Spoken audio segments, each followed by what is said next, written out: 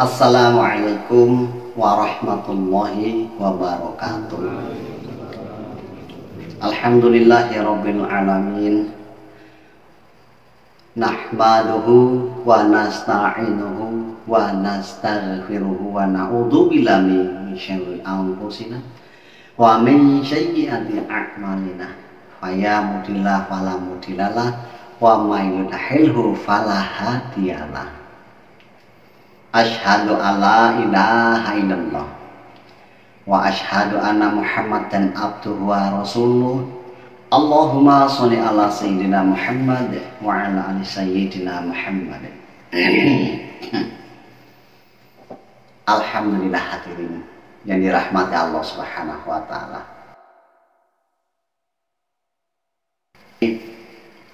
Kita bersyukur kepada Allah.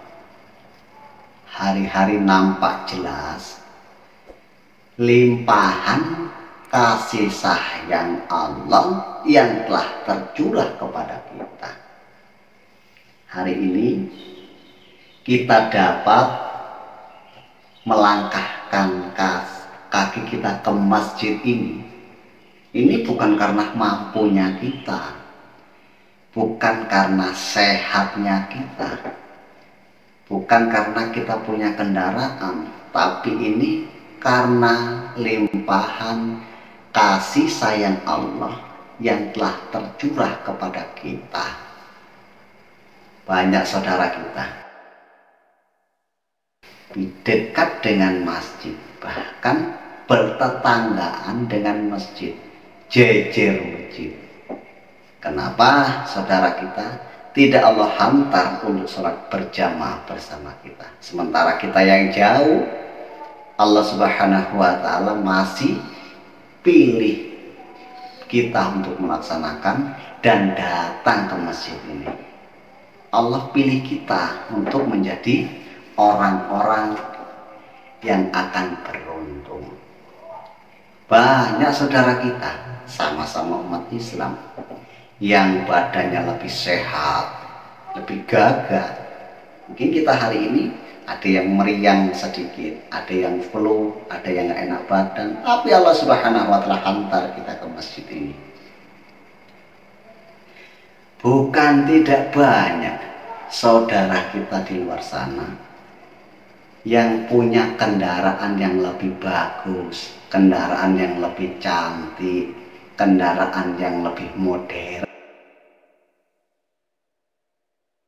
kan, untuk datang ke masjid. Ini semata-mata kasih sayang Allah dan kita menjadi pilihan Allah. Orang-orang yang melaksanakan perintah Allah datang ke masjid ini adalah orang-orang pilihannya Allah. Itu menandakan apa hadirin? Allah sayang pada hambanya, Allah cinta pada hambanya. Satu tanda apabila Allah Subhanahu wa ta'ala cinta kepada seorang hamba, hambanya tersebut akan disibukkan dengan perkara agama. Sholat, hambanya disibukkan dengan itu. Zikir, baca Quran, puasa. Satu tanda apabila Allah Subhanahu wa ta'ala sayang pada hamba, hambanya disibukkan dengan perkara perintah-perintah Allah. Nanti pada hari kiamat orang-orang yang aku sayang datang kemari. Tandanya apa? Aku dulu laksanakan perintahmu ya Allah, jauhi laranganmu ya Allah. Inilah orang-orang yang mendapatkan kasih sayangnya Allah. Hadirin yang Allah Subhanahu wa ta'ala, bersalawat kita kepada baginda Rasulullah sallallahu alaihi wasallam. Kita bisa melaksanakan sholat setiap harinya menuju masjid, berpuasa bulan Ramadan, baca Quran, zikir. Inilah perjuangan Nabi kita, risau beliau, inilah tangisan beliau, terselamat dari azab yang pedih. Sehingga dengan risau beliau bagaimana agama ini supaya berkembang, maka para sahabat diperintahkan untuk mendakwakan agama sampaikan agama, sampailah kepada kita. Walaupun pada dasarnya bukan sahabat yang memberikan agama pada kita. Dulu sahabatlah yang menyampaikan agama. Akibat apa? Akibat risonya Nabi Muhammad sallallahu alaihi wasallam. Dirin sahabat yang rahmat Allah Subhanahu wa taala. Kenapa sih Allah menyediakan siksa dan kenikmatan? Allah menyediakan neraka. Katanya Allah maha sayang kepada hambanya. Lah kenapa hambanya kok disiksa?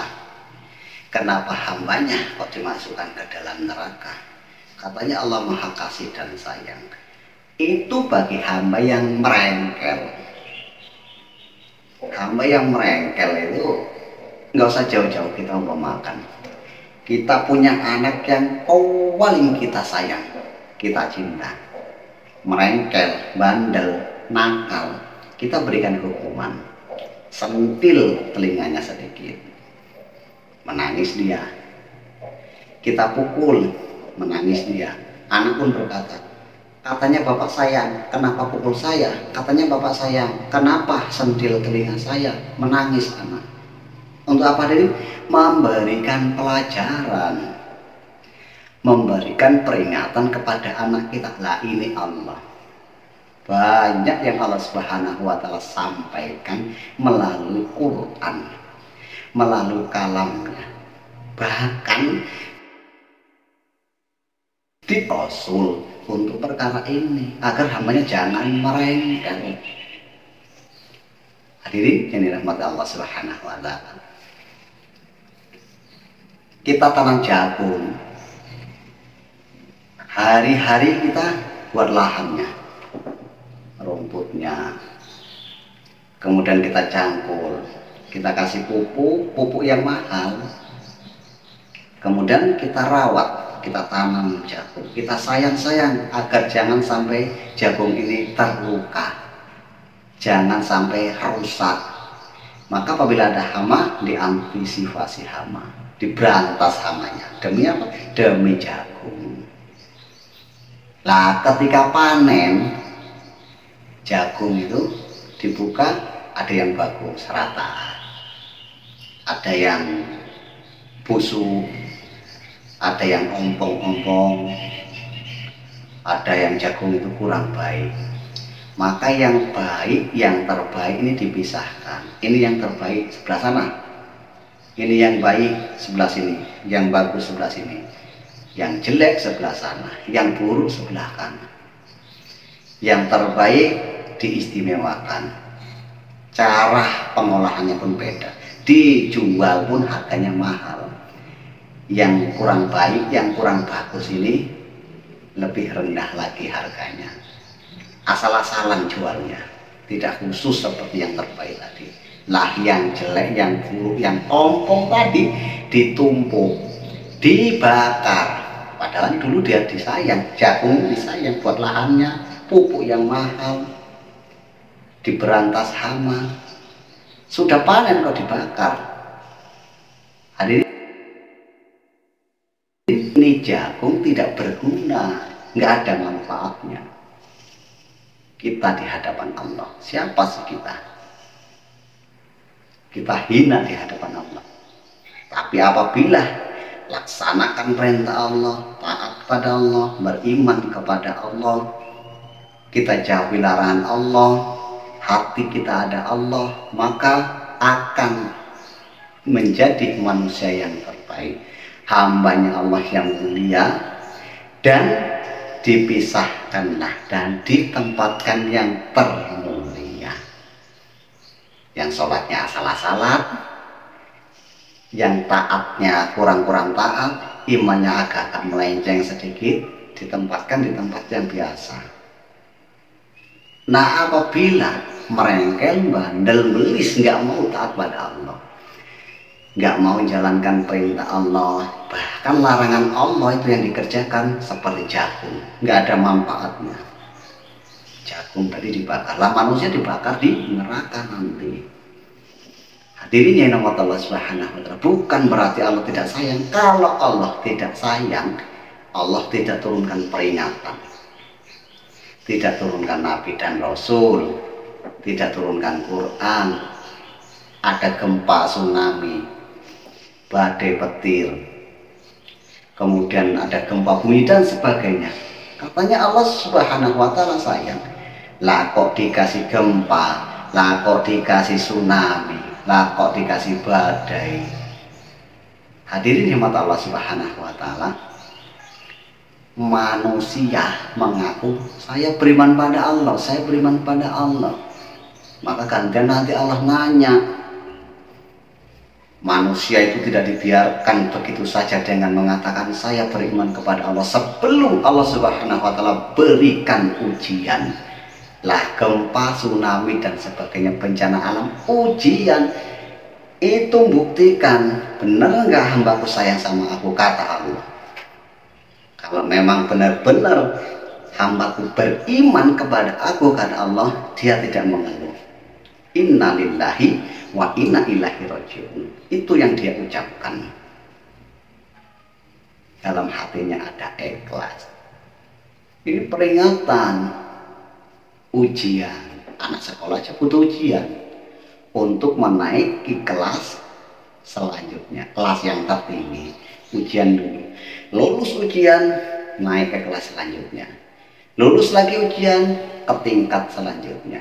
Ini Allah, tempat yang disediakan surga penuh dengan kenikmatan, tempat yang disediakan kekal dan abadi. Anak ini lepas ujian ini untuk mendapatkan tingkat surga lagi, tingkat kemuliaan, diuji lagi, terus seperti itu. Hadirin Allah Subhanahu wa Ta'ala, banyak Allah memberikan peringatan kepada kita. Allah Subhanahu wa Ta'ala sebenarnya dan sebenar-benarnya adalah maha kasih dan sayang padamu. Walaupun hamba merasa tersakiti, Allah maha mengetahui. Allah memberikan, Allah hantar, turunkan Nabi dan Rasulnya. Tujuannya untuk apa? Mengenangkan kepada Allah. Quran mengenangkan kepada Allah. Allah beritahu seorang bayi dalam kandungan. Ketika dalam kandungan ditawarkan, wahai bayi, kamu aku beri tangan supaya ketika lahir di dunia kamu bisa memegang. Bayi menolak, ya Allah, saya nggak perlu tangan, di sini tempatnya sempit, nggak ada yang bisa saya pegang. Tapi walaupun merengkel, bandel, walaupun bayi itu tidak mau, Allah tetap berikan tangan. Seorang bayi dalam perut ibunya, Allah tawarkan, wahai bayi, aku berikan engkau mata, agar ketika di dunia nanti, ketika kau lahir, dapat melihat betapa indahnya alam dunia. Kata bayi, nggak perlu ya Allah, di sini gelap, saya nggak bisa kemana-mana, nggak perlu. Tapi Allah tetap berikan mata. Allah tawarkan, kamu saya beri kaki, agar ketika di dunia kamu bisa berjalan-jalan kemana-mana. Di sini sempit, saya nggak bisa kemana-mana. Tapi Allah Subhanahu wa Ta'ala tetap tawarkan, tetap berikan bayi ini kaki. Ketika lahir di dunia cepat. Betapa pentingnya mata, betapa pentingnya telinga, mulut, hidung, betapa pentingnya tangan, betapa pentingnya kaki. Bersyukur pada Allah, menangis bayi, ya Allah, seandainya dulu aku nggak mau kau beri tangan, mau jadi apa? Seandainya dulu kau tidak beri aku mata karena aku menolaknya, mau jadi apa? Seandainya dulu aku menolak kaki yang telah kau berikan, mau jadi apa? Apa yang dibutuhkan di dunia, di alam rahim, bayi tidak membutuhkan. dibutuhkan. Tangan, kaki, perut, mata, mulut. Di alam kandungan nggak butuh, tapi ketika di dunia super butuh, lebih butuh. Sebaliknya, di alam kandungan, di perut ibunya yang dibutuhkan itu cuma satu, tali plasenta, tali uri-uri, tali pusar, itu yang dibutuhkan. Tapi ketika ia lahir di dunia, tali uri-uri dipotong dan dibuang dan tidak dibutuhkan. Yang dibutuhkan di kandungan, di dunia nggak dibutuhkan. Yang tidak dibutuhkan di kandungan, di dunia sangat dibutuhkan. Yang dibutuhkan di dunia, di kandungan tidak dibutuhkan. Tangan, kaki dan sebagainya di dunia butuh, di kandungan tidak butuh. Tali uri-uri itu di dunia nggak butuh, dibuang. Tapi di kandungan butuh. Itulah amal. Itu amal. Walaupun merengkel bayi tadi, tetap Allah tawarkan, tetap Allah beri. Kita merengkel, kita bandel. Allah Subhanahu wa Ta'ala perintahkan, wa aqimis sholat. Ya ayyuhalladzina amanu aqimis sholat. Kita merengkel nggak mau sholat, Allah tetap tawarkan melalui Al-Quran firman-Nya. Allah tetap tawarkan perkara sholat ini. Kita masih nggak mau melaksanakan, masih merengkel, Allah turunkan Rasul agar mau sholat, tetap tawarkan.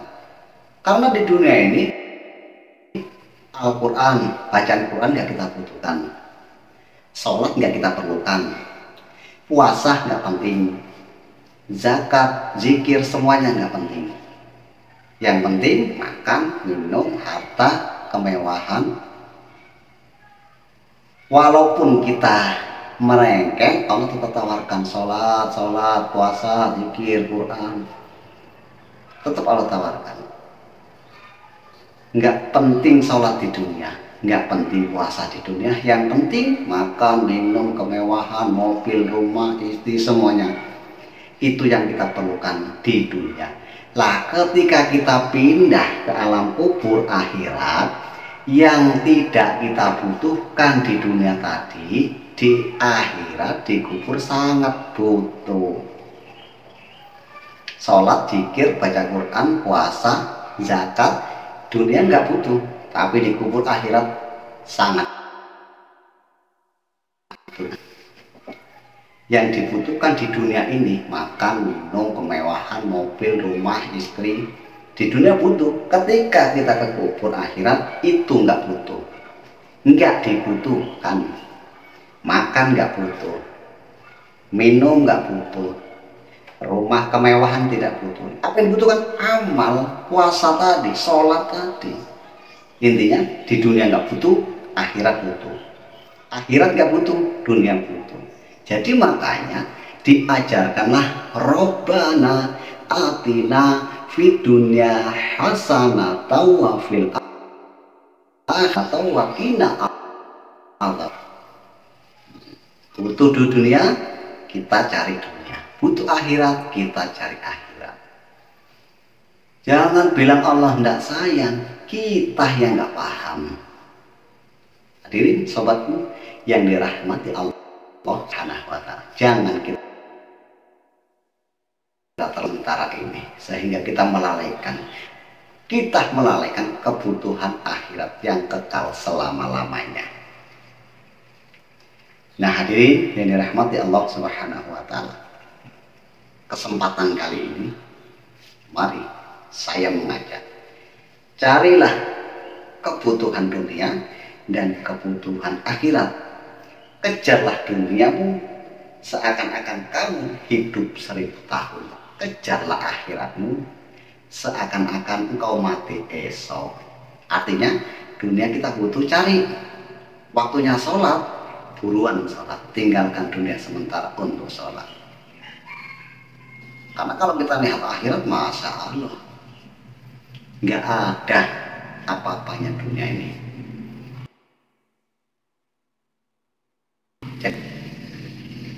Dengan penjelasan singkat ini, kita dapat memahami siapa diri kita, siapa Allah. Bukan Allah gak sayang kita, kita yang gak mau disayang oleh Allah. Bukan Allah gak cinta kita, kita yang gak mau dicintai Allah. Untuk mencari kasih sayang dan cinta Allah Subhanahu wa Ta'ala, mari kita laksanakan perintah-perintah Allah. Semoga saya dan kita semua tergolong orang-orang yang akan mengistiqomahkan yang diperintahkan Allah Subhanahu wa Ta'ala. Semoga bermanfaat. Subhanallah bihamdihi, subhanaka Allahumma wa bihamdika, asyhadu an la ilaha illa anta, astaghfiruka wa atubu ilaik. Assalamualaikum warahmatullahi wabarakatuh.